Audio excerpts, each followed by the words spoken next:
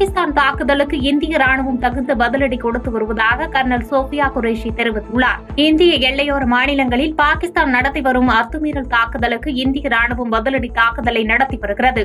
இந்த தாக்குதல் தொடர்பாக இந்திய வெளியுறவுத்துறை செயலாளர் விக்ரம் மிஸ்ரி, கர்னல் சோபியா குரேஷி ஆகியோர் கூட்டாக சேர்ந்து விளக்கமளித்தனர்.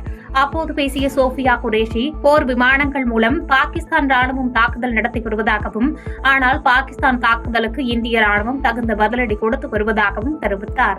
மேலும் சர்வதேச வழித்தடங்களை பாகிஸ்தான் தவறாக பயன்படுத்தி வருவதாகவும், இதன் மூலம் தங்களின் ராணுவ நடவடிக்கைகளை பாகிஸ்தான் மறைத்து வருவதாகவும் குற்றம் சாட்டினார்.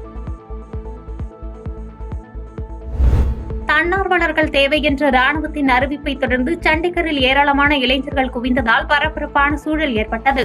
ராணுவத்தில் தன்னார்வலர்களாக பணியாற்றி 18 வயது நிரம்பியவர்கள் தேவை என இந்திய ராணுவம் அறிவித்திருந்தது.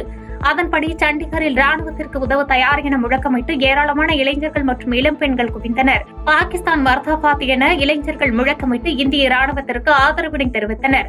நாட்டிற்கு தேவையான சேவைகளை வழங்க குவிந்திருப்பதாகவும், இந்திய ராணுவத்திற்கு ஆதரவளிக்கும் வகையில் இளைஞர்கள் கூட்டம் பெருகுவதாகவும் அங்கிருந்தவர்கள் தெரிவித்தனர்.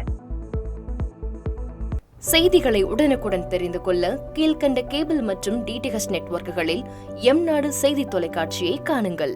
பாதகம் செய்பவரை கண்டால் நாம் பயம் கொள்ளலாகாது பாப்பா. மோதி மிதித்துவிடு பாப்பா, அவர் முகத்தில் உமிழ்ந்துவிடு பாப்பா. அண்மை செய்திகளை உடனுக்குடன் தெரிந்து கொள்ள இணைந்திருங்கள் எம்நாடு தொலைக்காட்சியுடன்.